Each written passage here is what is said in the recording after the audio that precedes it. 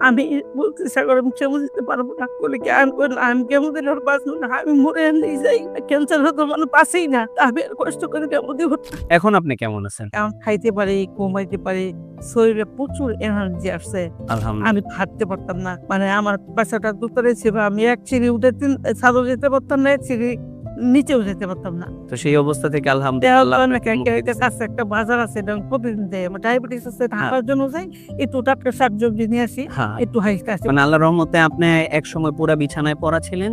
এখন বর্তমানে আল্লাহর রহমতে আপনি নিজে হেঁটে, ক্যান্সার তো একদম নাই, শারীরিকভাবে অনেক যেটা তুই বলছিলেন শক্তি আছে আলহামদুলিল্লাহ।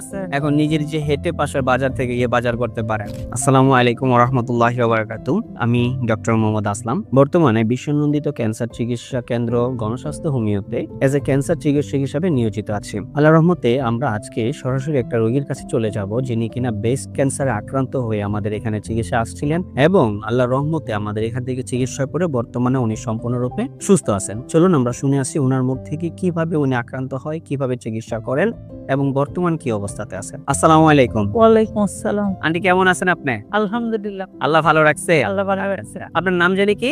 আমার নাম মুসাম্মদ শিরিন আক্তার মুসাম্মদ শিরিন আক্তার। আপনার বাবার নাম কি? আব্দুর রশিদ মন্ডল আপনার মায়ের নাম? জয়গুন বেগম জয়গুন বেগম। আপনি বর্তমানে থাকেন কোথায়? গাজীপুর গাজীপুর। গাজীপুর কোথায় এটা?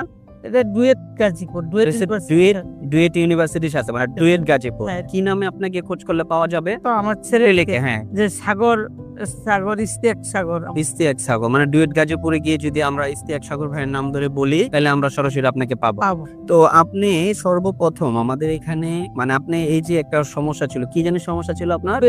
ব্রেস্ট ক্যান্সার ছিল। প্রথমে টিউমার ছিল, প্রথমে টিউমার ছিল, পরে সেটা ক্যান্সারের রূপ নিয়েছে। এটা কতদিন আগে? টিউমারটা প্রায় 13-14 বছর 24 সালে আইসা ডিসেম্বরের দিকে দিকে। সম্ভবত আপনার এটা আবার যখন টেস্ট করলেন, হিস্টোপ্যাথোলজিক্যাল টেস্ট আমরা করছি, সেটাতে দেখা গেল যে এটা অলরেডি ক্যান্সার ধরা পড়েছে। হ্যাঁ। আচ্ছা, তো ক্যান্সার হওয়ার পর আপনি কি অবস্থা ছিল, কি কি চিকিৎসা নিয়েছেন? আমি অনেক জায়গায় গেছি, তারপরে দেখি অনেক টাকা খরচ লাগে, পরে মহাখালীতে গেলাম, ওখানে কথাবার্তা বলে চিকিৎসা শুরু করলাম। ওখানেও টাকা লাগছে, অনেক টাকা ছাড়া হয় নাই। তারপর চিকিৎসা চললো, 5টা কেমো দিলাম, 4টে দিছি আমি মোটামুটি নিতে পারছি। আচ্ছা, কিন্তু 5টার সময় আমি আর নিতে পারতেছি না। কি সমস্যা হয়েছিল?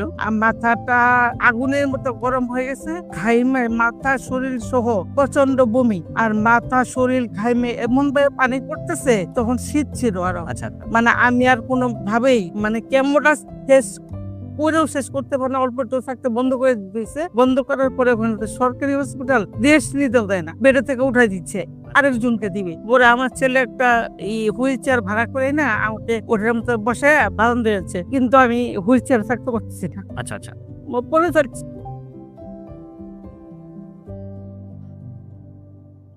পরে আমার ছেলে মানে আমাকে ধরবে নাকি একটা গাড়ি ঠিক করবে নাকি মেনতে পারছে না ভাবে কেন করছে সিচুয়েশন বলে অনেকজন হেল্প নিয়ে একটা সিএনজি একদম গাজীপুর আমার বাসা পর্যন্ত মানে 70 টাকা ভাড়া চাইছে, খালি আমাকে চোরের দিন তলাতে নামায় সিএনজিতে উড়াইছে, আর সারা সিএনজি মনে আমি কোথাইছে মানে আপনি কিছু বলতেই পারবেন না।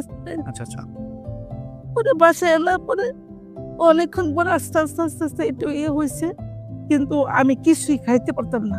আচ্ছা, মুখে ঘা মারিয়ে দিয়ে জিব্বা এত পরিমাণে ঘা, আপনি এমনি পানি খেলেও খাইতে পারবেন না। আচ্ছা, আচ্ছা, এমন অবস্থা হয়ে গেছে। তারপর বমি, মানে আপনি যাও শুধু ভাত খাবেন, তাও বমি হলে কি খাওয়া যাবে না। হ্যাঁ, বমি, প্রচন্ড বমি। আমি শুধু সারাদিন একদিন শুয়ে থাকি, কিছুই খাইতে পারি না, আস্তে আস্তে শুকাইয়া মানে এমন হয়েছে আমি বাথরুমে যেতে পারি। আচ্ছা, আচ্ছা, ওরা আমাকে এমন থাকতে থাকতে পরে আমি বললাম যে যখন 6 নম্বর কেমো টাইম আসতেছে, আমি বলতে সাগর আমি কেমো দিতে পারবো না বলে কি আমি বললাম আমি কেমো দিলে ওর বাঁচবো না আমি মরে নিয়ে যাই ক্যান্সার হতো মানে বাঁচেই না আমি আর কষ্ট করে কেমো দিব না। বলে আমার ছেলে বলছে তাহলে তোমার কিভাবে চিকিৎসা করে, ও শুক্রবার দিন নামাজ পড়ে এসে খায়া মোবাইলটা দেখতেছে, দেখতে দেখতে আপনাদের অ্যাডটা আসতে এটা অনেক ভালো করে দেখছে। আমার মাইসে বলছে মা একটা কথা, আমি তুমি কি ভিডিওটা দেখবা? আমি কি ভিডিও কোনদিন দেখো? পরে আমি দেখছি, আমি দেখে দৌড়ো ঘুমে কামনা ঘুমে খাইলে ভালো হয় না বোধ ঘুমে কামনা আল্লাহর উপরে বিশ্বাস করে চলো আমরা একটু যাই দেখে আসি। আচ্ছা, ওষুধ খাইতে হয় না। হুম।